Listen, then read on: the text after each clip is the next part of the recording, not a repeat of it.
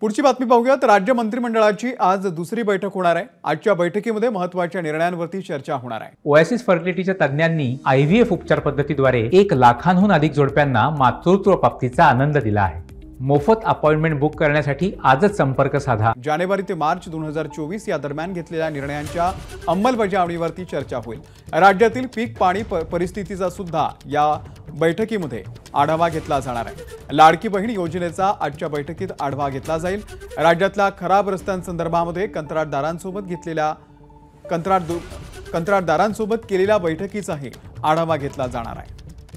तर राज्य मंत्रिमंडळाची आज दुसरी बैठक होणार आहे। आजच्या बैठकीमध्ये महत्त्वाच्या निर्णयांवरती चर्चा होणार आहे। जानेवारी ते मार्च 2024 या दरम्यान घेतलेल्या निर्णयांच्या अंमलबजावणीवरती चर्चा होईल।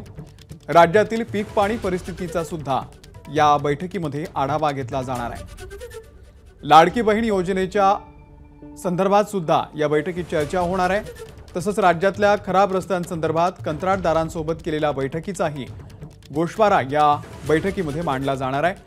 आज मंत्रालयामध्ये 12 वाजता ही बैठक होणार आहे।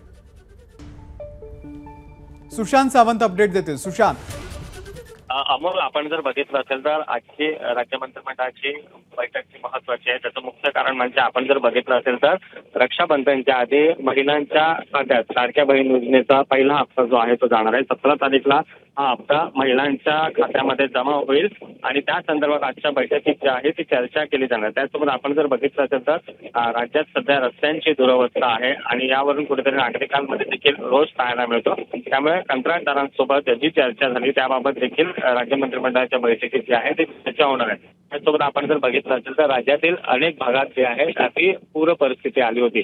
त्यामुळे तिथे नेमकं कशा पद्धतीचं नुकसान झालेलं आहे याची माहिती जी आहे ती घेतली गेलेली आहे आणि त्यानुसार नेमका निर्णय आता काय करायचा, शेतकऱ्यांना काय मदत करायची का, कारण अनेक ठिकाणी पिकांचं जे आहे ते मोठ्या प्रमाणात नुकसान झालंय। त्यामुळे आजच्या राज्य मंत्रिमंडळाच्या बैठकीत यावर देखील काही निर्णय होतोय का हे देखील पाहणं अमोल तितकंच महत्त्वाचं ठरणार आहे। त्यासोबत मराठा आरक्षणावर देखील चर्चा होणार आहे। सुशांत, अपडेट घेत राहू। धन्यवाद दिलेल्या या माहितीबद्दल।